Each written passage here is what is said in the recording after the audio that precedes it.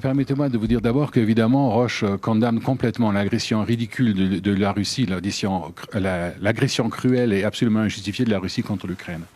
Toutefois, notre rôle principal, et c'est ainsi que nous le définissons depuis 125 ans, est de servir le patient. Nous n'arrêterons pas de vendre des médicaments dont nos patients ont besoin en Russie parce que leur vie en dépend. Comme vous l'avez mentionné dans votre introduction, nous sommes importants en oncologie, c'est même notre secteur principal, et les patients qui souffrent de cancer en Russie doivent continuer à recevoir nos produits. La même chose en Ukraine, où malgré les violences, nous sommes arrivés à continuer à garantir un flux de médicaments pour les patients qui prennent nos médicaments. André Hoffmann, rester en Russie, ça représente aussi un risque. Est-ce que vous ne risquez pas d'être nationalisé dans le contexte de tension actuelle ?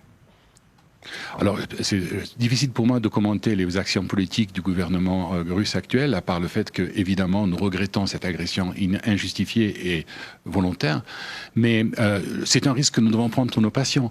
Le rôle de Roche, c'est de servir ces patients, c'est de servir les 120 millions de personnes qui, l'an dernier, ont pris nos produits. Alors, ce ne sont pas des produits que nous manufacturons tous, mais ce sont certainement des produits que nous avons développés et que nous mettons à disposition des patients.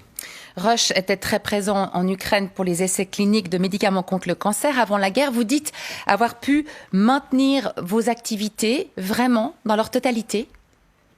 Dans leur totalité, certainement pas. Nous sommes dans un pays en guerre. Mais dans la mesure de nos moyens et dans la mesure de nos possibilités, nous allons continuer à servir les patients. Le résultat des tests cliniques sera difficile à utiliser à cause des conditions extraordinaires que vit le pays. N'oublions pas que c'est une guerre particulièrement meurtrière.